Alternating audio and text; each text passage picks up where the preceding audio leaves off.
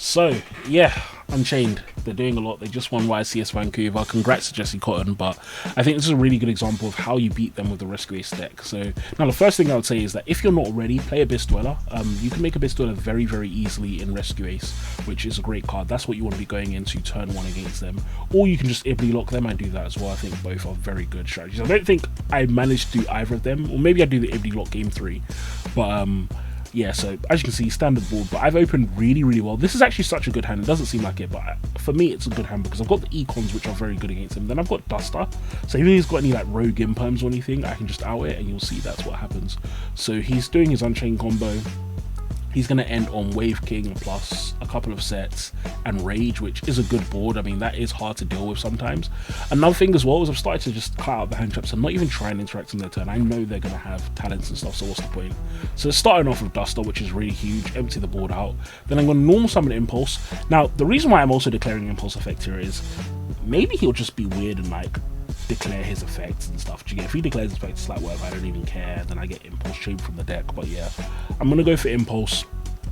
He doesn't do anything. Then I go into battle phase first, so that when I take his monster, he can't just rage and link it off.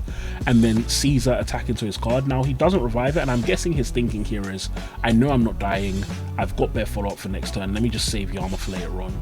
Then I'm gonna bring out my Preventer, and then from my thought here, it's like, how can I put myself in a way where it's like he can't play? I can stop him and then back to me because I know he's got Ash in hand. I'm like, okay, I'm gonna try and Ibly lock him. Let's see if he's gonna stop me Ibly locking him. So go into Heater, Preventer brings out Impulse. Then I'm gonna go into Gigantic Sprite. Gigantic Sprite to summon from deck. Now here, I thought what was gonna happen is he's just gonna let him pass to him, and I think if he just lets it pass back to him here, he's in an incredible position and can probably win.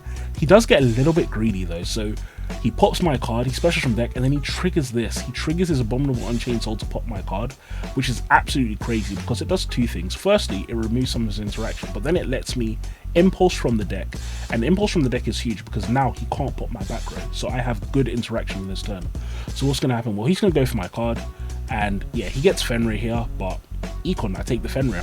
Fenrir is amazing because if he does anything, I'm just going to take it straight. I'm just going to pop his card straight back. So I Fenrir, he's going to go into his link, and then he's just going to pass back so he doesn't lose any resources, but I top deck Airlifter. Absolutely amazing. And then here, I think he just makes a really huge error, unfortunately. If he was playing a bit safer, especially in this game state, if they only have one Hydra or one Airlifter and they've just kind of started the game, just let them summon Turbulence and banish it with Fenrir. Fenrir does check Turbulence by himself, but you do have to kind of be confident and wait for that. So he's going to trigger Fenrir here, which is a little bit of a mistake because then I get to go into Preventer. Preventer, summon Unchained Soul of Rage, unfortunately has to get rid of his card. He could have not triggered that actually, and then perhaps next turn, for example, he can just be over it with Fenrir, but again, he just kind of uses his interactions really early, and that lets me get to Turbulence set 4. So look, this game one, I don't think I should have won it, but Econs really did come up big, and it was really just about, yeah, abusing the fact that my engine is really strong once it gets into the game. So if I can out that initial board, my engine does eventually just overpower him. So I take his Fenrir here as well, just to kind of solidify the game state, and then it's going to be a skip from there. So going into game 2, I think I lose game 2. I think he cracks my board and kills me or something. Yeah, oh no, he goes first, but yeah, I think maybe I just can't out his board. I think I just don't open well enough to do much about his board. So let's see what he makes.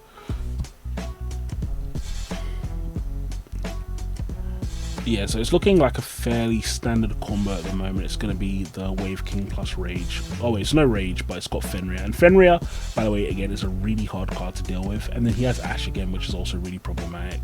So I've normal summoned Airlifter. I was hoping he would trigger something. He didn't. So I'm going to go for the Econ of Fenrir again here. That was probably a mistake now that I think about it, but is what it is. Brings out his Rage, and then I'm like, okay, can I emergency? It's not enough, unfortunately. He has Ash again, which sucks. I just add another Impulse to my hand. Yeah, not much I can do about it. And then as you see, he's gonna just start kind of battering my deck to pieces. The thing about Unchained is, like I said, if it does get back to them, they have so many resources, so it gets really easy for him to just kind of start comboing and eventually kill me. I don't know if he kills me this turn or if it's like one more turn and then like I Kurakara, for example, then he kills me. I think that's what happens. So yeah, let's carry on watching and see what happens. Yeah, so he's gone for the soul. Now he has Prosperity here, so you can't actually kill me because of Prosperity, but I mean, he's very far ahead. I could have searched the another airlifter, but I don't actually think it would have made a huge difference in this instance, just because he's so far ahead and he's actually made the Wave King now, which is more problematic because now he's basically got his turn 1 board again. But I'm out of resources. I have to play for it with 3 cards. So, well, I top deck an airlifter, but I mean, from here, I have no way to really out his Wave King. I'm trying to just bait effects if I can. Yeah, and then I managed to bring a Hydrogen out. He does link that off, but then even after that Kurakara, he's just going to pop the Kurakara, leaving me with an Impulse, and so I'm just going to scoop it up after that. So yeah, he pops, bring his cards back, pops my card, and then I scoop. And then going into game 3, very, very easy, like I said. Now, I had a choice here. I could have gone for Ibli Lock or Abyss Dweller, and I think in my mentality, it's okay, it's game 3. So game 1, I probably would have just gone for Abyss Dweller, or game 1 or game 2, but it's like game 3, I'm going for just like, I'm scared of his blowout cards, and I know he can play Evenly, I know he can play Duster. I'd rather just go for Ibli and keep it safer for myself, especially because one of the really nice things about Ibli is that it means your opponent can't use Evenly, your opponent can't use Lightning Storm, which is absolutely huge. So kind of relatively sound Rescue's combo. Make my Ibli, see if I can get an Ash. I don't get an Ash, unfortunately, which is a shame. I considered adding to get Impulse, but I was like, there's no way I'm dying, so it's fine. And as you can see, my sets, I don't set Extinguish, which does hurt me a bit. If I had set Extinguish and committed more, especially because I had Ibli, then I probably would have just killed him instantly on the crackback. But even without that, I mean, I'm just so far ahead. So he does have to normal summon over the Ibli to out it, which I mean is big already because that's taken out one of his potential extenders.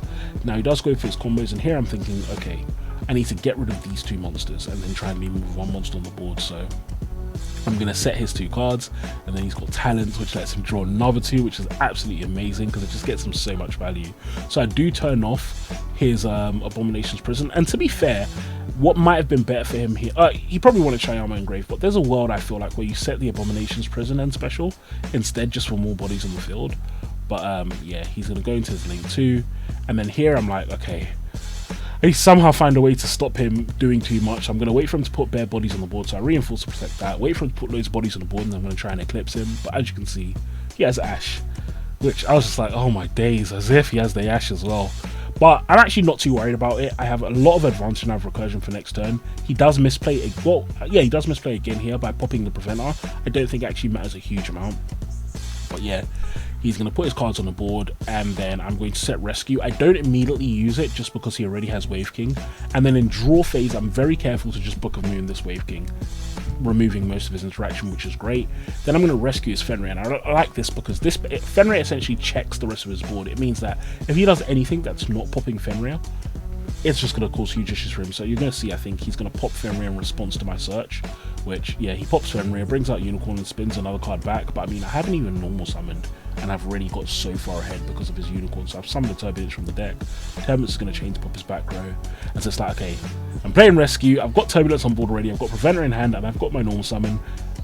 I mean, there's no way I lose from here. So you're just going to see me now just consolidate resources and then just go kind of overproof, because I know he has no interaction, so it's just very easy to just put as much pressure on the board and just straight up kill him. So we start off with my set 4. I'm going to Rescue to revive, then I'm going to use Access Code Talker to pop his 2 cards that don't float, which is really good. And I just clocked now that Rescue to revive was incorrect. I couldn't actually use it, but that's fine. I could have just used Extinguish instead of Aruha to pop it, so I did catch. That was a mistake on my behalf. But yeah, I'm going to go into Unicorn to spin his Aruha back, and that's going to be game right there. So guys, as you can see, I think Rescue plays really, really well into Unchained. You just need to know what to do. And yeah, like I said, put the Abyss Dwellers in your deck, put Ibli Lock in your deck. I think Ibli Lock is really the best way to play Rescue right now. But thank you all for watching, and I'll talk to you all soon. Peace.